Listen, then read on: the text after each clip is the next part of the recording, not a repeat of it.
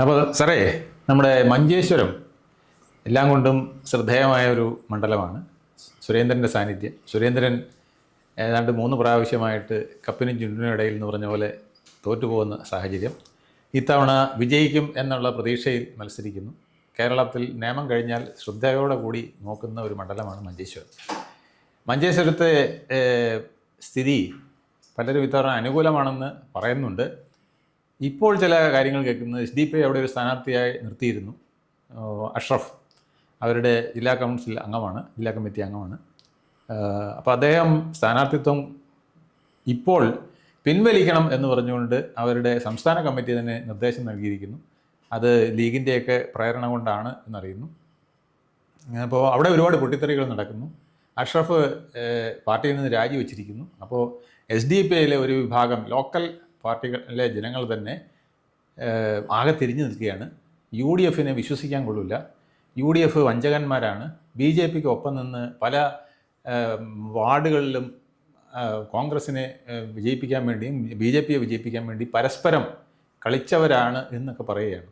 അപ്പോൾ രാഹുൽ ഗാന്ധി തന്നെ ഇവിടെ വന്നിട്ട് CJP എന്ന് പറഞ്ഞ് കമ്മ്യൂണിസ്റ്റുകാർക്കെതിരെ കോൺഗ്രസ് ആരോപണം ഉന്നയിക്കുകയാണ് BJPയുമായിട്ട് ബന്ധം. അപ്പം SDP-കാരൻ തന്നെ പറയുകയാണ്, ഞങ്ങൾ ഇത് നേരിട്ട് കണ്ടവരാണ്.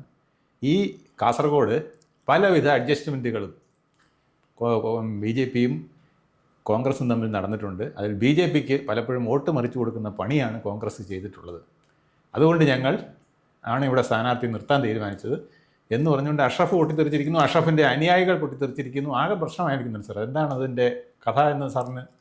എനിക്കത് കേട്ടപ്പോൾ ആദ്യം പറയാൻ പോകുന്നൊരു കാര്യം, എൻ്റെ ഒരു ഒബ്സർവേഷൻ, അഷ്റഫ് പത്രം വായിക്കുന്ന ആളാണ്, കാര്യങ്ങൾ മനസ്സിലാക്കുന്ന ആളാണ്.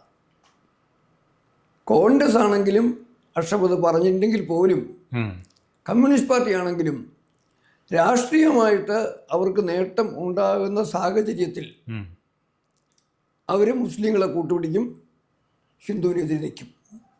രാഷ്ട്രീയമായിട്ട് തിരിച്ചു വന്നു കഴിഞ്ഞാൽ ആ സാഹചര്യം തിരിച്ചു മാറും. അതെ, അത് അഷ്റഫ് പത്രം വായിക്കുന്നയാളെന്ന് ഞാൻ പറയാൻ കാര്യമുണ്ടായത്, ഞാൻ ഈ ചാനലിൽ തന്നെ പങ്കെടുത്ത ചർച്ചയെ പറഞ്ഞിരുന്നു.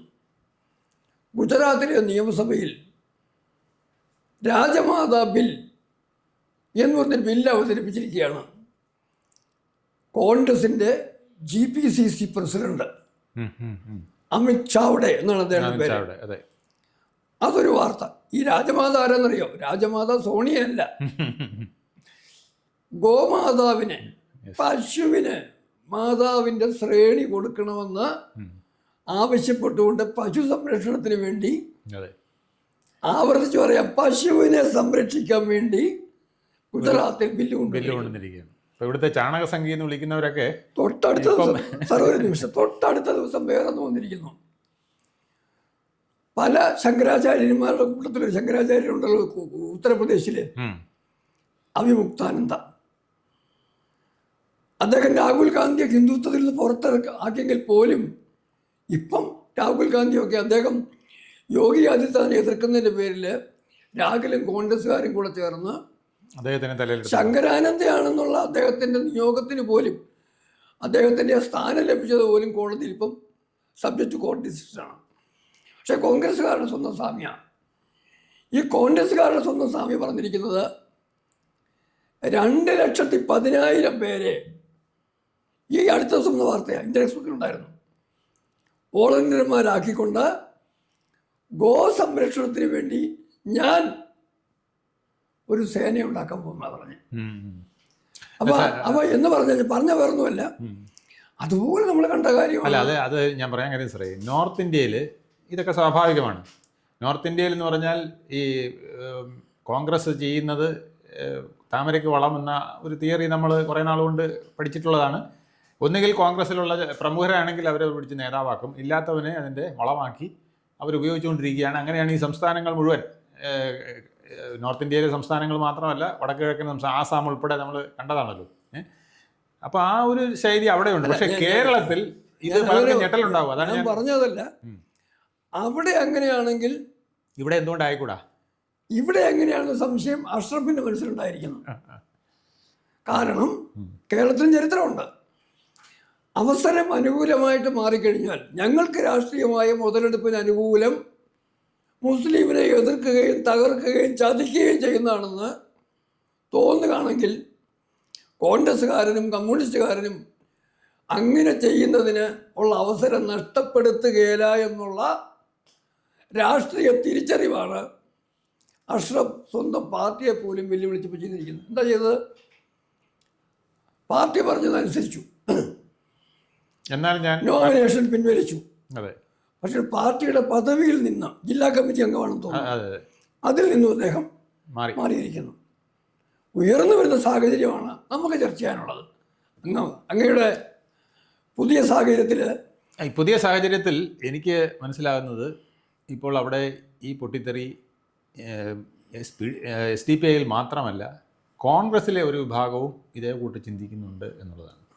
അപ്പോൾ കോൺഗ്രസ്സിൽ അങ്ങനെ ചിന്തിക്കുന്ന ഒരു വിഭാഗം വന്നതോടുകൂടി അവിടുത്തെ കോൺഗ്രസ്സിനകത്തും ഒരു അന്തഃഛിദ്രം വന്നിരിക്കുകയാണ്. ഈ സാഹചര്യം സുരേന്ദ്രന് മുതൽക്കൂട്ടാകുമോ എന്നുള്ളതാണ് പലരും വീക്ഷിച്ചുകൊണ്ടിരിക്കുന്നത്. കാരണം കോൺഗ്രസ്സിൽ പോലും ചിലർ ഇത്തവണ സുരേന്ദ്രന് അനുകൂലമായിട്ട് വോട്ട് ചെയ്യാൻ സാധ്യതയുണ്ട് എന്നാണ് പറയുന്നത്. അപ്പോൾ ആ ഒരു സാഹചര്യം എത്രത്തോളം സുരേന്ദ്രന് മുതലാക്കാൻ കഴിയും എന്നുള്ളതാണ്. ലീഗിൻ്റെ മുഴുവൻ വോട്ടും തീർച്ചയായിട്ടും അവർ സ്ഥാനാർത്ഥിക്ക് തന്നെ കിട്ടും. പക്ഷേ കോൺഗ്രസിൻ്റെ വോട്ടുകളിൽ, അതായത് ഹിന്ദു കോൺഗ്രസ് വോട്ടുകൾ എങ്ങനെ പ്രതിഫലിക്കും എന്നുള്ളത് അവിടെ ഒരു പ്രശ്നമായിരിക്കും. അത് മറ്റൊന്നും കൊണ്ടല്ല, ലീഗ് വർഗീയമായി ചിന്തിക്കുന്നു, കോൺഗ്രസ്സിലെ ഒരു വിഭാഗം വർഗീയമായി ചിന്തിക്കുന്നു, SDP പരസ്യമായി വർഗീയത പറയുന്നു. എന്നാൽ എന്തുകൊണ്ട് നമ്മൾക്ക് BJP എല്ലാവരെയും ഉൾക്കൊള്ളണമെന്ന് പറയുന്ന ഒരു പ്രസ്ഥാനമായി നിൽക്കുന്ന BJPയും സുരേന്ദ്രനെ ഒരാളെ 3 പ്രാവശ്യം ഇവിടെ തോൽപ്പിച്ച് നിസ്സാരമായ വോട്ടിന് തോൽപ്പിച്ചപ്പോൾ ഇത്തവണ വിജയിപ്പിച്ചുകൂടാ എന്ന് ചിന്തിക്കുന്നവർ ഉണ്ടായിരിക്കുന്നു എന്നുള്ളതാണ് ഒരു പ്രത്യേകത. അത് വളരെ പ്രധാനപ്പെട്ട ഒരു കാഴ്ചപ്പാടാണ്. ഈ കാഴ്ചപ്പാട് ഈ എന്തെല്ലാം മാറ്റങ്ങൾ അവിടെ ഉണ്ടാക്കും എന്നുള്ളതാണ് ഈ ഒരു 10 ദിവസത്തിനകം നമ്മൾ നോക്കിക്കാണേണ്ടത്.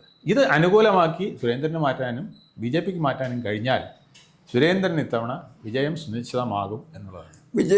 സുരേന്ദ്രൻ്റെ വിജയസാധ്യത എന്ന് പറയുന്നത് അങ്ങ് പറഞ്ഞ കാരണങ്ങളുടെ പേരിലും മറ്റു ചില ഘടകങ്ങളുടെ പേരിലും ഏതാണ്ട് 90% ഉറപ്പിച്ച ഘട്ടമായത്. ഈ ഘട്ടം അങ്ങ് പറഞ്ഞതിനകത്ത് ഒരു കാര്യം പ്രധാനപ്പെട്ടുണ്ട്. ഇപ്പോൾ SDP സ്ഥാനാർത്ഥി മാറിയാലും മാറിയില്ലെങ്കിലും അവർ വോട്ട് ചെയ്യുന്നത് വർഗീയമായി ചിന്തിക്കുന്ന വർഗീയതയുടെ രാഷ്ട്രീയത്തിൻ്റെ പുറകെ പോകുന്ന മുസ്ലിം ജനവിഭാഗം സുരേന്ദ്രനെതിരെയാണ് പണ്ട് വോട്ട് ചെയ്തത്. അങ്ങനെ വോട്ട് ചെയ്യുള്ളൂ, ഇപ്പോഴും അങ്ങനെയായിരിക്കും. അതേ സമയത്ത് ഇതൊക്കെ കണ്ടിട്ട് വേറൊരു വിഭാഗം ഉണ്ടല്ലോ, തീർച്ചയായിട്ടും ആ വിഭാഗം തിരിച്ചു ചെയ്യുമോ? അതായത് അവിടെ കൃത്യമായൊരു പോളറൈസേഷൻ, ഒരു മതപരമായ ഒരു വേർതിരിയൽ ഉണ്ടായി. അത് സുരേന്ദ്രന് പ്രയോജനപ്പെടും എന്നുള്ളതാണ് ചോദ്യം.